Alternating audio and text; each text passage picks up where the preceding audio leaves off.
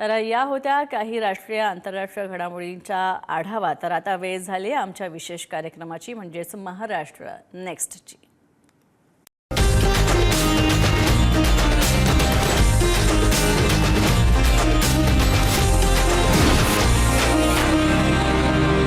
नमस्कार, मी गौरी सारंग महाराष्ट्र नेक्स्ट मध्ये तुम्हा सगळ्यांचं स्वागत करते। बघूयात आठवड्याभरातील काही महत्त्वाच्या बातम्या। विदर्भ वगळता राज्यात शाळा सुरू झाल्यात आणि मुख्यमंत्री देवेंद्र फडणवीस यांनी पनवेल इथल्या वहाळ जिल्हा परिषद शाळेमध्ये पहिल्या दिवशी जाऊन विद्यार्थ्यांचं स्वागत केलं। राज्यभरातील शाळांमध्ये मंत्री आणि लोकप्रतिनिधींच्या उपस्थितीमध्ये प्रवेशोत्सव साजरा करण्यात आलाय। जी लॅब या ठिकाणी तयार करण्यात आलेली आहे ती अतिशय सुंदर अशा प्रकारची डिजिटल लॅब, ज्यामध्ये सर्व वर्गातला जो काही कोर्स आहे तो डिजिटली दृकश्राव्य माध्यमातून उपलब्ध आहे। शिक्षण विभागाने ज्या पद्धतीनं अत्यंत चांगल्या पद्धतीनं परिवर्तन सुरू केलंय, मध्यंतरीच्या काळामध्ये जी थोडी गळती जिल्हा परिषद शाळांना लागली होती ती आता संपलेली आहे। उलट आता खासगी शाळांमधनं जिल्हा परिषदेच्या शाळेमध्ये विद्यार्थी येण्याचं प्रमाण अनेक जिल्ह्यांमध्ये वाढलेलं आहे।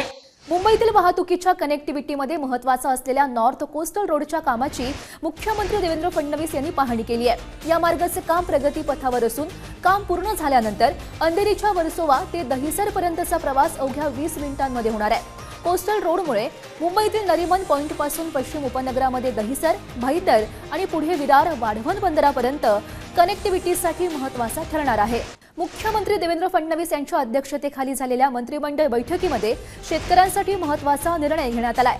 2017 आणि 2019च्या कर्जमाफी योजनांमधून वंचित राहिलेल्या शेतकऱ्यांनाही कर्जमाफीचा लाभ मिळणार आहे। त्यामुळे आणखी 5,90,000 शेतकऱ्यांना फायदा होणार आहे। वंचित शेतकऱ्यांची संख्या आणि आवश्यक निधीचा प्रस्ताव सादर झाल्यानंतर अंतिम निर्णय घेऊन शेतकऱ्यांना लाभ दिला जाईल, असंही मुख्यमंत्र्यांनी स्पष्ट केलं।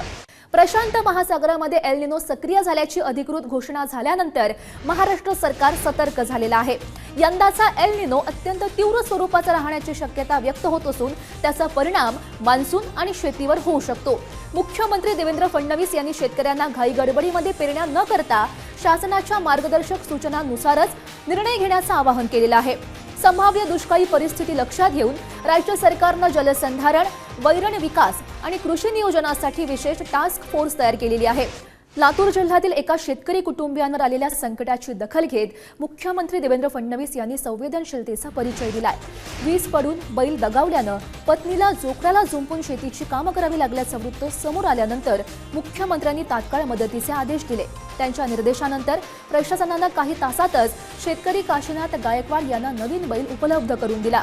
मुंबई महानगर प्रदेशातील वाहतूक कोंडी सोडवण्यासाठी राज्य सरकारनं मोठा निर्णय घेतलाय। मुख्यमंत्री देवेंद्र फडणवीस यांच्या अध्यक्षतेखाली झालेल्या पायाभूत सुविधा समितीच्या बैठकीमध्ये तब्बल 22,611 कोटी रुपयांच्या 2 महत्त्वाच्या प्रकल्पांना मंजुरी देण्यात आली आहे। यामध्ये घोडबंदर रोडवरील भुयारी मेट्रो मार्ग आणि उन्नत पुलासह नवी मुंबई मेट्रोच्या विस्ताराचा समावेश आहे। या प्रकल्पामुळे मुंबई, ठाणे, कल्याण, डोंबिवली, नाशिक, पनवेल आणि नवी मुंबई आंतरराष्ट्रीय विमानतळ यांच्यातील संपर्क अधिक वेगवान होणार आहे। भविष्यात जवळपास 12 लाख प्रवाशांना या विस्तारित मेट्रो नेटवर्कचा लाभ मिळणार असल्याचा अंदाजही व्यक्त करण्यात आलाय। शासन आपल्या दारी उपक्रमाला मिळालेल्या राष्ट्रीय गौरवाबद्दल उपमुख्यमंत्री एकनाथ शिंदे यांचा सन्मान करण्यात आलाय। शासन आपल्या दारी या उपक्रमाला 2024चा प्रतिष्ठेचा स्कॉच पुरस्कार जाहीर झाला होता। शासन आपल्या दारी या उपक्रमाला देशभरातील विविध श्रेणीमधील 280 प्रकल्पांमधून निवडण्यात आलं होतं। शासनाच्या विविध योजनांचा लाभ समाजातील शेवटच्या माणसापर्यंत पोहोचवून त्याचं जीवन सुखकर करण्यासाठी हा उपक्रम वर्षभर यशस्वीरित्या चालवून त्या माध्यमातून विविध शासकीय योजनांचे लाभ 5 कोटींहून अधिक नागरिकांपर्यंत पोहोचवण्यात आले होते। आषाढी एकादशीच्या पार्श्वभूमीवर राज्य प्रशासन वारीची तयारी करत आहे। संत ज्ञानेश्वर महाराज, संत तुकाराम महाराज आणि विविध संतांच्या पालखी सोहळ्यासाठी वारकऱ्यांना सुरक्षित, स्वच्छ आणि दर्जेदार सुविधा उपलब्ध करून देण्याचे निर्देश उपमुख्यमंत्री तथा पालकमंत्री सुनेत्रा अजित पवार यांनी दिले आहेत। पुण्यामध्ये झालेल्या आढावा बैठकीमध्ये पालखी मार्गावरच्या रस्ते, मुक्काम स्थळ, आरोग्य सुविधा, स्वच्छता आणि सुरक्षा व्यवस्थेचा सविस्तर आढावा घेण्यात आला। पालखी सोहळ्यासाठी उपस्थित राहणाऱ्या वारकऱ्याला पांडुरंगाच्या भेटीला जाताना सर्वोत्तम सुविधा मिळाव्यात, देण्यात याव्यात यासाठी सूचना देण्यात आल्या आहेत. यात पाणी, वीज, स्वच्छता, हिरकणी कक्ष, NIAची कामं वेळेत पूर्ण करण्याच्या सूचना आणि त्याबाबतची चर्चा आम्ही झालेली आहे.